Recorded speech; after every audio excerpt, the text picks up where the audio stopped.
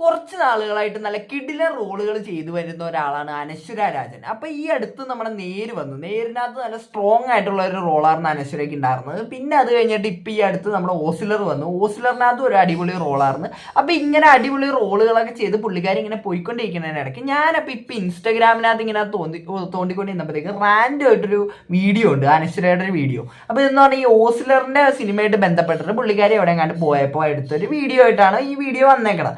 അപ്പൊ ഈ ഒരു വീഡിയോന്റെ നമ്മൾ അടിയിനകത്തുള്ള ഡിസ്ക്രിപ്ഷനകത്ത് നോക്കുകയാണെങ്കിൽ അതെന്ന് പറഞ്ഞാൽ ക്യൂട്ട് ലുക്കിൽ അനശ്വര അബ്രഹാം ഓസിലർ മൂവിയുടെ സക്സസ് സെലിബ്രേഷൻ എത്തിയപ്പോൾ എന്ന് പറഞ്ഞിട്ടാണ് ഇതിന്റെ ഒരു ഇത് കൊടുത്തേച്ചത്, എന്നിട്ട് എഴുത്ത് കൊടുത്തേച്ചത്. അപ്പൊ ഞാൻ ഈ വീഡിയോ കണ്ടപ്പോഴത്തേക്ക് എനിക്ക് ഇതിനകത്ത് പ്രത്യേകിച്ച് ഒരു വിഷയമായിട്ടൊന്നും എനിക്ക് തോന്നിയില്ല. ഞാൻ ഈ വീഡിയോ സൈഡിൽ കൊടുക്കാം. നിങ്ങൾക്ക് എന്താണ് ഈ ഒരു വീഡിയോ കണ്ടിട്ട് തോന്നിയതെന്ന് നിങ്ങൾ ഈ വീഡിയോയുടെ ഒരു കമന്റ് ആയിട്ട് ഇടാം.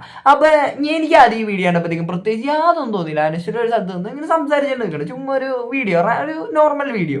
അപ്പൊ ഈ ഒരു വീഡിയോന്റെ കമന്റ് സെക്ഷൻ ഞാനൊന്ന് എടുത്തു നോക്കിയപ്പോഴാണ് നമ്മുടെ മലയാളികളുടെ ലൈംഗിക ദാരിദ്ര്യം എന്ന് പറയുന്ന ആ ഒരു സാധനം ഉണ്ടല്ലോ, അത് നമ്മൾ അറിയണമെങ്കിൽ ഇതേപോലത്തെ വല്ല നടിമാരുടെയോ അല്ലെങ്കിൽ നടിമാരുടെയിലായിട്ട് കൂടുതൽ, നടന്മാരുടെ ഇങ്ങനത്തെ സാധനങ്ങൾ അധികം കാണാറില്ല. അതെന്താണെന്ന് എനിക്ക് അറിഞ്ഞുകൂടാ. അപ്പൊ ഈ നടിമാരുടെ ഇതിൻ്റെയൊക്കെ അടിയിൽ ചെന്ന് നോക്കണയാണെങ്കിൽ നമുക്കറിയാൻ പറ്റും ഈ മലയാളികളുടെ ലൈംഗിക ദാരിദ്ര്യം എന്താണെന്നുള്ളത് അവിടെ അറിയാൻ പറ്റും. അപ്പൊ ഈ ഒരു വീഡിയോ നിങ്ങൾ കണ്ടല്ലേ, അപ്പൊ എനിക്ക് അതിനകത്ത് പ്രത്യേകിച്ച് അങ്ങനെ ഒരു വിഷയമായിട്ടോ ഒന്നും തോന്നിയില്ല. അപ്പൊ ഇതിന്റെ മെയിൻ ആയിട്ട്, അതായത് ഈ ഒരു വീഡിയോ ഇടുന്ന ഈ ചാനലുകൾ പോട്ടെ, ഈ അക്കൗണ്ടുകൾ ഉണ്ടല്ലോ, അപ്പൊ ഈ അക്കൗണ്ടുകളാണ് ഇതിനകത്തൊരു മെയിൻ വില്ലനായിട്ട് എനിക്ക് തോന്നിയേക്കണത്. കാരണം ഇപ്പൊ ഇതിന്റെ ഈ ക്യാപ്ഷൻ തന്നെ ക്യൂട്ട് ലുക്കിൽ അനശ്വര എന്നാണ് കൊടുത്തേക്കണം. അപ്പൊ ഈ ക്യൂട്ട് ലുക്കിൽ അനശ്വര എന്ന് പറയുമ്പോഴത്തേക്ക് അനശ്വര എവിടെയും പറഞ്ഞിട്ടില്ല ഞാൻ ക്യൂട്ടാണെന്നോ അങ്ങനെയൊന്നും പുള്ളിക്കാരി പറഞ്ഞിട്ടില്ല. പക്ഷേ ഈ ഒരു ചാനലുകാർ അല്ലെങ്കിൽ ഈ ഒരു അക്കൗണ്ടുകാർ ഇങ്ങനെ പറയുമ്പോഴത്തേക്കും ഓട്ടോമാറ്റിക്കായിട്ടും ഈ നമ്മുടെ ഇത് കാണുന്ന ആൾക്കാർ ക്യൂട്ട് ലുക്കാ, ഇതാണ് ക്യൂട്ട് ലുക്ക് എന്നുള്ളൊരു സാധനം അവരുടെ മൈൻഡിലേക്ക് ഇൻഡയറക്ട്ലി വരും.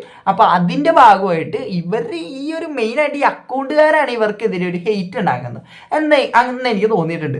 അപ്പൊ അതിന്റെ അടിയിൽ വന്നേക്കണ കുറച്ച് കമന്റുകൾ നമുക്കൊന്ന് എടുത്ത് വായിച്ചു നോക്കാം.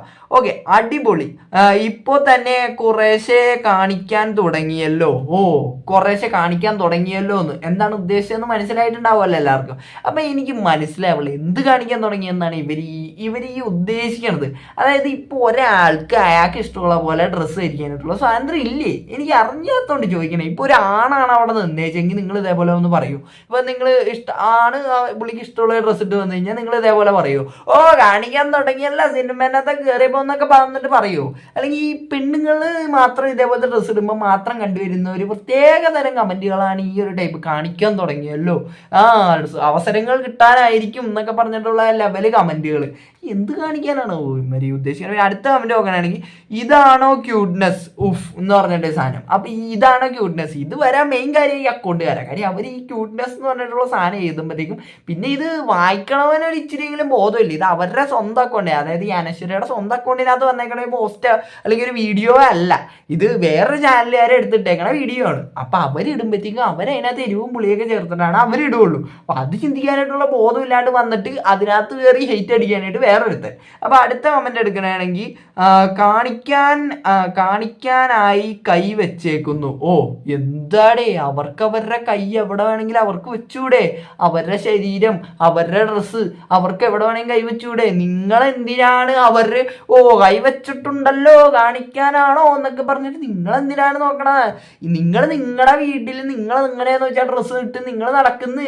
ഇത് ഇപ്പൊ ഈ ഒരു ജെൻഡർ മാത്രമല്ല, ഇപ്പൊ ഇത് കണ്ട ഒരു പുള്ളിക്കാരിയാണ് വന്ന് കമന്റ് ഇട്ടേക്കണത്. അപ്പൊ ഇങ്ങനെ ഇന്ന ആളെന്നൊന്നുമില്ല, എല്ലാവരും കണക്കായി. ഇപ്പൊ ആണുങ്ങളിലാണെങ്കിലും പെണ്ണുങ്ങളിലാണെങ്കിലും ലൈംഗിക ദാരിദ്ര്യം തലക്ക് പിടിച്ച കുറെ എണ്ണങ്ങളുണ്ട്. ഇപ്പൊ ആണുങ്ങളിനകത്താണെങ്കിൽ ഒരുമാതിരി മറ്റേ ലൈംഗിക ദാരിദ്ര്യം പിടിച്ച രീതിക്കാണെങ്കിൽ ഇപ്പൊ പെണ്ണുങ്ങളിനകത്താണെങ്കിൽ അവള് നടക്കണണ്ട എന്നുള്ള രീതിക്കായിരിക്കും അവര് കമന്റ് കിടന്നത്. അപ്പൊ അതാണ് ഇതിന്റെ വേറൊരു ഇത്. അടുത്ത കമന്റ് നോക്കണമെങ്കിൽ ഓരോന്നും കാണിക്കാൻ ശ്രമിച്ചു തുടങ്ങിയിട്ടുണ്ട് പാവം.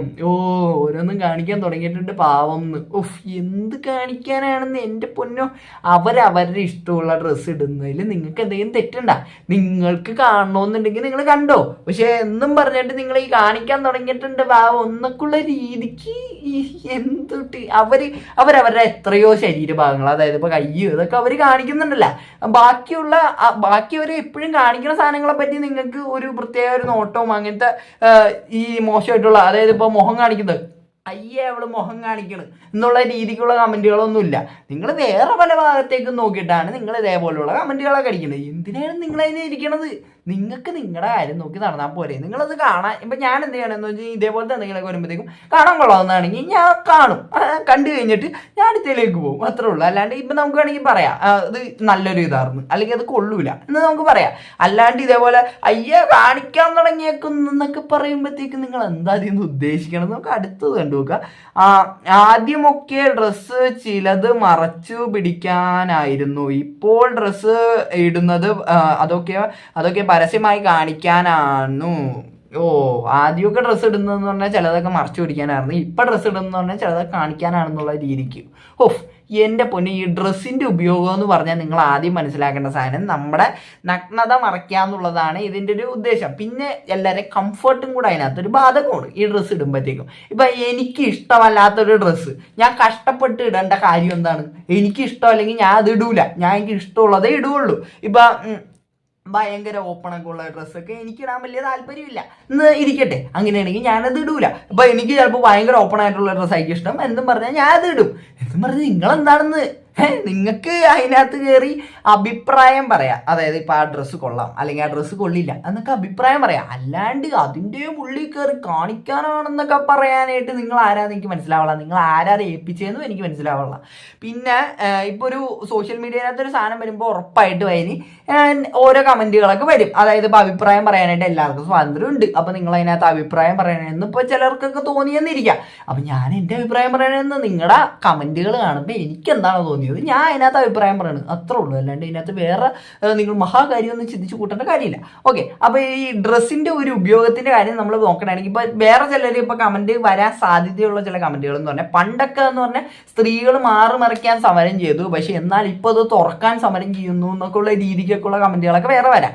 അപ്പോൾ ഈ മറയ്ക്കൽ സമരവും അതേപോലെ ഈ ഡ്രസ്സ് ഇടുന്നതിൻ്റെ ഒരു സംഭവമൊക്കെ എന്ന് പറഞ്ഞു കഴിഞ്ഞാൽ, അതായത് ഇപ്പോൾ മറയ്ക്കൽ സമരം തന്നെ എടുക്കണമെങ്കിൽ അതെന്ന് പറഞ്ഞാൽ നമ്മുടെ ഇഷ്ടത്തിന് നമ്മുടെ ഫ്രീഡത്തിന് മറയ്ക്കാനായിട്ടുള്ള, അതായത് ഇപ്പൊ പെണ്ണുങ്ങളുടെ കാര്യമാണ് പറയണത്, അവരുടെ ഫ്രീഡത്തിന് മറയ്ക്കാനായിട്ടുള്ള ഒരു സ്വാതന്ത്ര്യമാണ് മേടിച്ചെടുത്തത്. അല്ലാണ്ട് മറയ്ക്കണം എന്നുള്ള സ്വാതന്ത്ര്യം ഉള്ളതുകൊണ്ട് എപ്പോഴും ഇങ്ങനെ ഫുള്ള് ഇങ്ങനെ കവർ ചെയ്ത് ഒന്നും കാണിക്കാണ്ട് ഒന്നും പുറത്ത് കാണിക്കാണ്ട് നടക്കണം എന്നല്ല ഉദ്ദേശിക്കണത്. നിങ്ങളുടെ ഫ്രീഡമാണത്, നിങ്ങൾക്ക് എങ്ങനെ നടക്കണമെന്നുള്ളത്. അത് ആണാണെങ്കിലും പെണ്ണാണെങ്കിലും. ഓക്കെ, അപ്പൊ ഈ ഡ്രസ്സ് എന്ന് പറയുന്നത് അവരവരുടെ കംഫർട്ടിനനുസരിച്ചിട്ട് അവർ ഇടുന്ന ഒരു സാധനമാണ്. ഇപ്പൊ നിങ്ങൾക്ക് ചിലപ്പോൾ അവരുടെ കഴിവ്, അതായത് ഇപ്പൊ അവർ ആ പടത്തിനകത്ത് കൊള്ളൂല എന്നൊക്കെ നിങ്ങൾക്ക് വേണമെങ്കിൽ പറയാം, കാര്യം നിങ്ങളുടെ ഇഷ്ടമാണ്. പക്ഷെ അവരുടെ ഡ്രസ്സിനകത്ത് കയറി ഇങ്ങനെ കമന്റ് അടിക്കണതും അത് ഇമാതിരി കമന്റുകൾ അത്ര നല്ലതായിട്ട് എനിക്ക് തോന്നുന്നില്ല. അപ്പൊ എനിക്കത് കണ്ടപ്പോഴത്തേക്ക് ജസ്റ്റ് ഒന്ന് പറയാൻ തോന്നിയോണ്ട് മാത്രമാണ് ഞാൻ വന്ന് പറഞ്ഞത്. അപ്പൊ നിങ്ങൾക്ക് എന്താണ് ഇതിനെപ്പറ്റി പറയാനുള്ളതെന്ന് വീഡിയോയുടെ താഴെ കമന്റ് ആയിട്ട് ഇടാം. അപ്പൊ ഈ വീഡിയോ ഇഷ്ടപ്പെട്ട മാത്രം എല്ലാവരും സബ്സ്ക്രൈബ് ചെയ്യുക. അപ്പൊ എല്ലാവർക്കും അടുത്തൊരു വീഡിയോ കാണുന്നവർക്ക് tata bye bye, see U.